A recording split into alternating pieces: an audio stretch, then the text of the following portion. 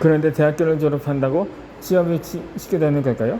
이 교육부 자료에 따르면 2020년도 대입 가능 지원자의 47만 9,376명보다 대학교 입학에서 정원수인 49만 7,218명이 더 많았다고 합니다. 이 통계를 보면 누구나 대학을 갈 수 있다는 말입니다. 2019년도 1월에 발표한 통계청 자료를 확인해 보면 2017년도에 일반 대학생이 22.2%만에 취업했다고 합니다. 이때 대학 졸업자 수는 대학원 진학자나 입대자, 취업 불가능자와 외국인 유학생 등 제외할 수 있는 인정자를 모두 뺀 수치였습니다. 2017년도 대학생이 209만 1,801명이었고 현업 이용 대상자가 26만 4,300명이었던 점도 감안하면 실제 체감되는 취업자 수는 훨씬 적을 것입니다. 이 과정을 통해 대학생의 실질 취업률은 50%를 조금 상회하는 것으로 추측해 볼 수 있습니다. 물론 이렇게 질문하는 분들도 있습니다. 그건 우리도 알죠. 하지만 명문대는 다르잖아요.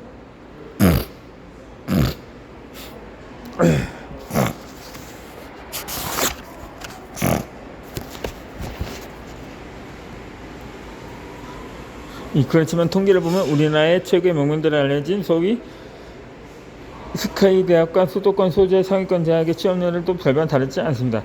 대학 알림이 사이트의 공시정보에 의하면 서울대학교의 취업 희망자 대비 취업률은 2016년 기준 59.98%였고 고려대학교는 66.58%, 연세대학교는 59.39%의 취업률을 보이고 있다고 합니다. 이제는 명문대라고 특별히 취업에 유리하다고 말할 수는 없는 시대가 된 셈입니다. 더욱이 취업자 중 정규직 비율이 35% 수준에 불과하고 신입사원으로 10개 취업하더라도 1년 안에 최소하는 확률이 평균 27%입니다. 명문대를 나와도 백수가 되는 현실을 인식한 고교수생들과 재수생들은 대학 진학보다 공무원이 되는 길을 선택하면서 노량진의 학원가에는 공딩 신조라는 신조어까지 등장하고 있습니다.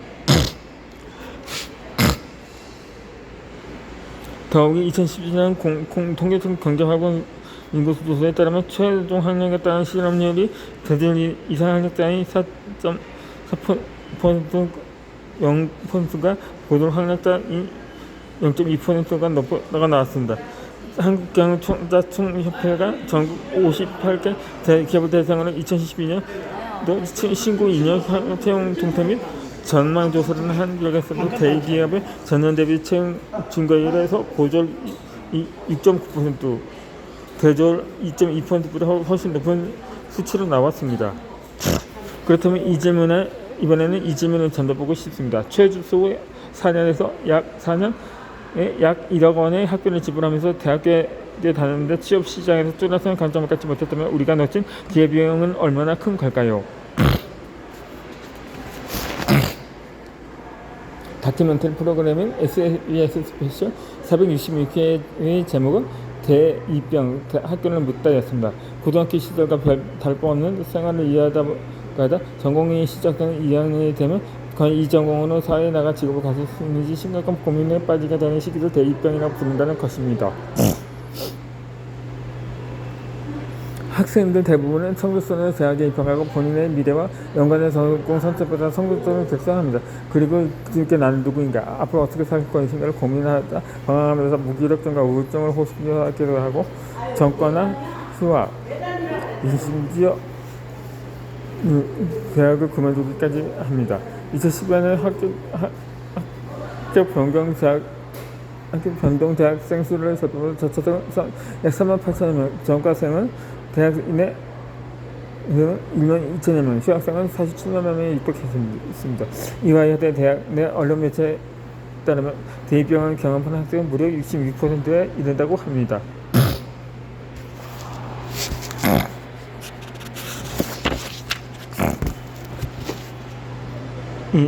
대학 졸업장을 받기 위해 4년의 시간 약 1억 원 돈을 소비하는 데 비해 그 학생이 가지게 된 그 생각은 두려움과 자세에 대한 제20인 참임이었습니다. 자기 수도 없는 교육은 개인의 삶이 불행해진 것입니다. 그래서 나는 서든 타였습니다. 어떻게 하면 스스로 사고하는 힘이 줄 수 있는지 일간에 말하면서 그 힘을 내게 될 수 있는 덴마크의 교육 이야기를 전했습니다. 이 세계 행복지수 1위, 직업의 기준이 없는 덴마크의 진로교육은 어느 대학에 시작하느냐, 어떤 직업을 찾느냐에 초점이 맞춰져 있지 않습니다. 대신 초등학생 때부터 대학생이 되기까지 학생들 스스로 속임없이 다음 세 가지 질문에 대한 답을 내도록 이끕니다. 첫 번째로 나는 누구인가?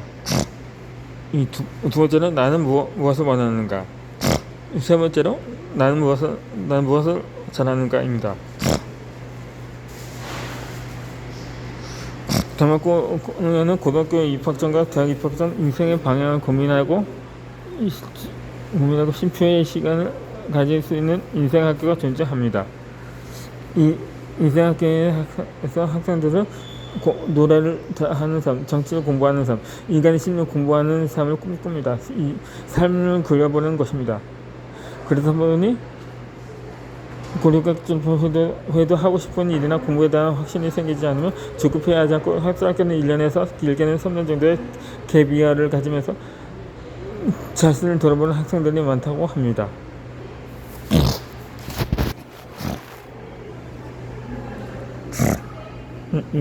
우리는 정작 대학교를 다닐 때, 아니 직장생활을 할 때 저 세 개의 질문을 떠올려 본 적이 있을까요? 이 심리학자인 프리스토퍼스는 자신의 욕구를 정확하게 파악하지 못하는 사람이 있으면 삶을 혼자스럽게 느낄 수밖에 없다는 얘기합니다. 자신의 욕구를 모르는 언제까지 무엇을 해야 할지 모르고 삶을 낭비한다는 것입니다. 우리 사회는 개인의 욕구와 의무를 넘는 경향이 강합니다. 자기 욕망으로 문구 없는 부서진 모습을 체증하여 삶을 살아가는 경우가 많습니다. 교사와 학생 모두 학교 성적을 어떤 대학을 갈 수 있을지 하며 초점을 둡니다. 그렇기 때문에 치열하게 공부해서 입학한 대학에서 자신이 어떤 길을 가야 할지 답을 못 잡고 있었던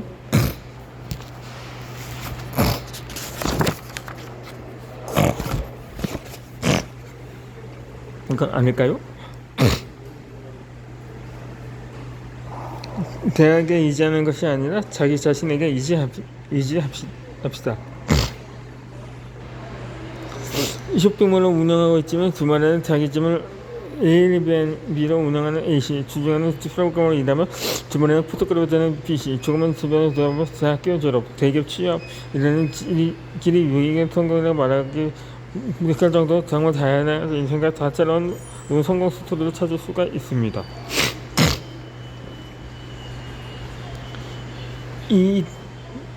또 한 가지 직업이 아니라 두 가지 이상의 직업을 가진 사람도 많습니다.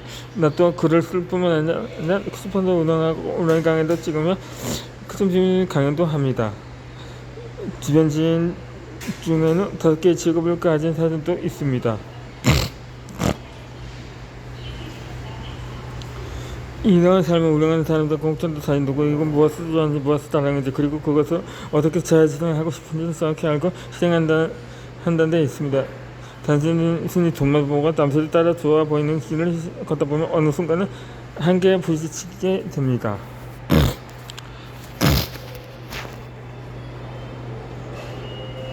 이러한 고민을 묻는 분들에게 나는 당신의 강점이 뭐냐는 질문을 항상 합니다. 그러면 대답을 못한 경우가 있습니다. 개개인의 장점보다 정해진 일만 찍으시라고 해놓고 그 이외에는 자신도 알아가는 수간을 충분히 겪음을 못했기 때문입니다. 물론 무언가를 포기한다는 것은 굉장히 두렵습니다. 하지만 더 두려운 것은 내가 지금 회피하고 불편한 것들이 시간이 지나면 더 커져서 나 자신을 덮친다는 것입니다. 대학교 졸업장이 내가 가고자 하는 길에 반드시 필요하다면 졸업을 하는 게 맞습니다. 하지만 졸업을 해야 될 것 같다고 생각한다면 4년의 시간과 약 1억 원의 돈을 감수할 가치가 있는지 진지하게 고민해봐야 합니다. 인생이란 하나가 아닙니다. 그리고 우리 모두에게 지금보다 더 나은 길을 걸어갈 수 있는 잠재력이 충분합니다.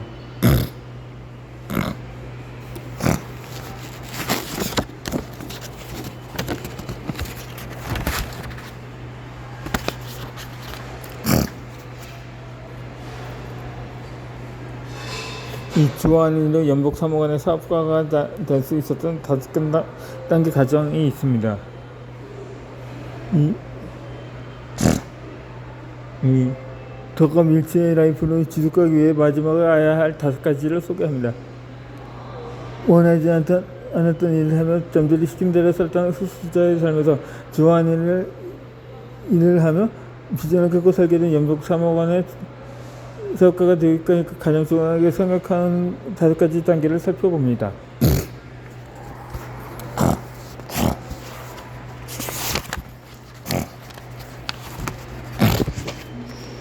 이 단계적인 열정과 장기적인 열정을 구분합시다.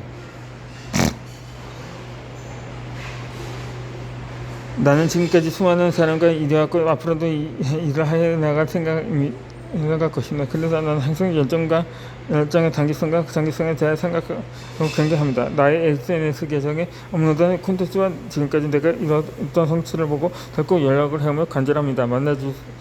달라고 말하거나 뭐는 다 하겠습니다. 비용은 안 받아들이니 같이 일해보고 싶다고 말하는 사람들이 있습니다. 예전에는 이렇게 만나면 요청하는 사람들은 모두 만나고 또 어떻게든 같이 일해보려 시도했었습니다. 그런 이런 사람들은 상사들과 간단한 척이거나 열심히 척하는 경우가 많았습니다. 굶고도 보이는 내 모습에 이끌어 저 사람처럼 되면 성공할 수 있지 않을까 하는 일시적인 감정에 취한 것입니다. 이 말이 과하다고 해도 어쩔 수 없습니다. 예를 한번 들어보겠습니다. 뭐든 다 하겠습니다. 비용을 안 받아도 상관없습니다. 잠도 안 자겠습니다. 같이 일하면 해달라고 한 사람에게 내가 실제로 월급도 지급하지 않고 출퇴근 시간도 따로 주지 않는 거 계속 일만 시킨다면 어떨까요? 나를 신고하지 않는다면 다행입니다. 절대로 그렇게 사람을 고용해서도 안 되고 이런 태도로 나에게 접근하는 사람들은 조심해야 하고 경계해야 합니다. 그러는 대부분 장기적인 열정이 실수인 경우이기 때문입니다. 앞뒤 재지 않고 무조건 간절하다고 외치는 사람일수록 현재 감정이 잠식되어 있을 가능성이 높습니다. 삶이 어떻게 어렵고 힘든데 뭐가 우리 일이 저풀리는 사람이 옆에 있으면 나도 잘 될 수 있겠지라고 생각하는 것입니다. 그러나 내가 그 사람에게 줄 수 있는 건 딱히 없습니다. 시간과 열정뿐입니다. 나는 일단 이렇게 연락이 오는 사람들에게 생각만 품심하고 일단 행동.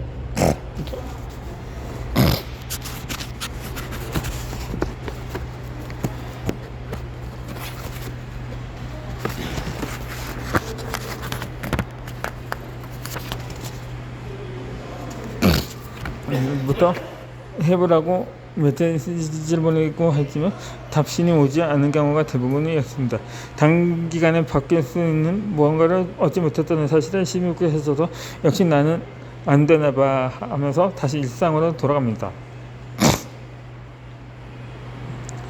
이 자신이 힘든 상황을 구구절절하게 말하는 사람들도 있습니다. 상대방의 눈물샘이나 감동 버튼을 어떻게든 자극하려는 경우입니다. 물론 정말 안타깝고 힘든 사례도 있습니다. 하지만 자신의 힘든 시간만 나야라고 도와달라고 말하는 사람들을 만나야 할 이유는 없습니다. 세상에는 힘들어도 자신의 힘으로 이겨내려고 노력하는 사람도 많습니다. 만약 자신의 어려움을 극복하기 위해 노력을 했는데 잘 안 됐지 라고 언급하거나 그 과정에서 무엇을 알게 되고 깨닫게 되었는지 구체적으로 말한다면 훨씬 더 와닿았을지도 모릅니다. 나는 이렇게 무슨 같이 일을 한 적이 여러 차례 있습니다. 대부분 이성적으로 열심히 합니다. 그러나 그건 정말 넓게 비슷한 모습입니다. 자신 생각보다 쉽지 않다는 것을 알게 되면 처음에 나에게 보여줘서 그 뜨거운 열정은 놀랍도록 바닥으로 고꾸라집니다.